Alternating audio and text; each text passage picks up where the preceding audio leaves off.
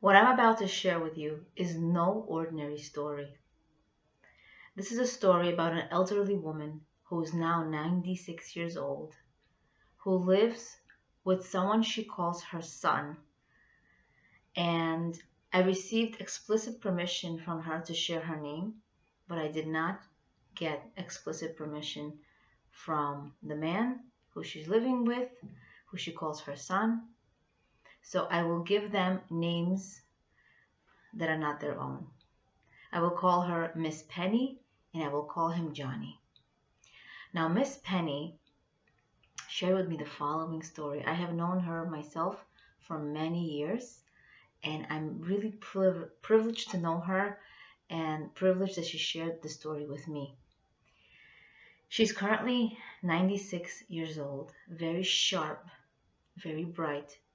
Unfortunately, she is, getting more unhealthy due to her age, but she's incredibly, incredibly alert and she has an amazing memory. She shared with me the following story that happened many, many years ago. This boy, Johnny, was a boy who at 4 years old lost his mother.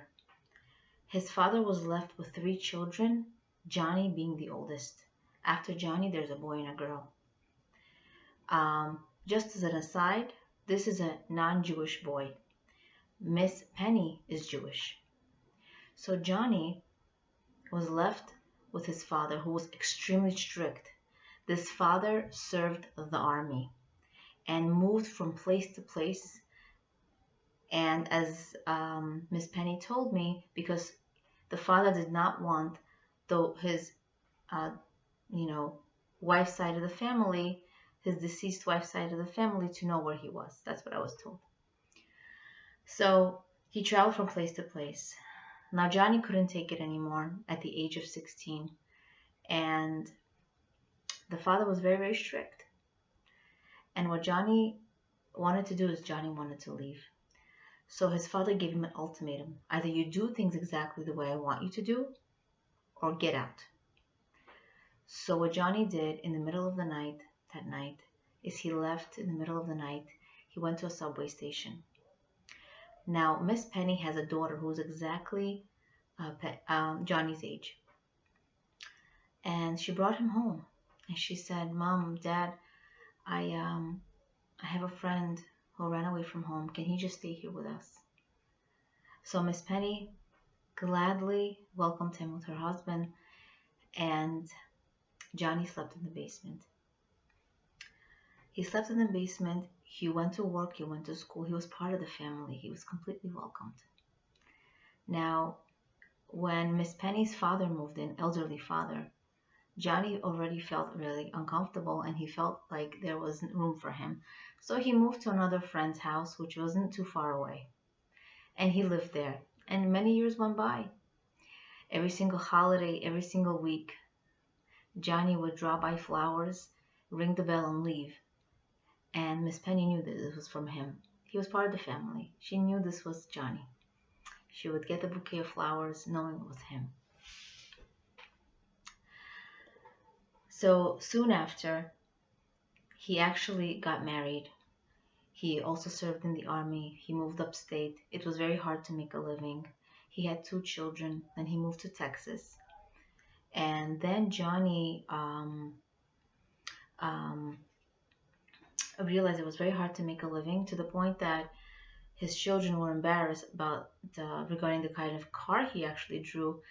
So he would drive them to school, and he was asked by his very spoiled children to drop them off a few blocks away from school, so that when he dropped them off, they wouldn't get embarrassed because they wouldn't be seen by their friends that their father drives a very old car. So this is what happened. And soon after he went to war, he realized that his wife was unfaithful to him, and he left. He left his wife. He's currently still married, but he doesn't live with her. He lives with Miss Penny. He's about 60 something years old, and Miss Penny is 96. And he has been her son ever since. And this is the following words that she shares with me. She says that he had a tough life, yet whenever you asked him how things were, he says things are just fine. She says that he's a very good-natured boy, and I actually met him many times myself. He's a very good person. And her own 4 children got married and they moved away. And she says, you know, Johnny takes care of me. She says, my children don't bother because Johnny is here and because he's taking care of me. He's very good to me, better than my own children. She says, I have no complaints. And I asked her, what is the secret to long living? What is the secret to life? And this is what she answered. I don't really know. But I do know that whenever someone needed something, I would do it. I would be kind to anyone. And now I am getting paid back. You know, we don't really know the value of a small kindness. We don't know what kindnesses can be given to us back from our small act of kindness, from the small act of goodness that we do to someone else. The small way that we care can be turned big.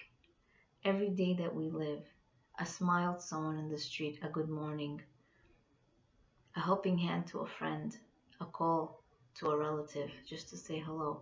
We can turn their life around. We can turn their day around. We can turn their moment around to make smarter choices, to know they're worth it, to know that they're not just anyone. May we learn from the story and internalize how a small act of kindness can be turned big, and an act of kindness is truly, truly pure because it comes from the heart. Leah Abramov, Being and Becoming.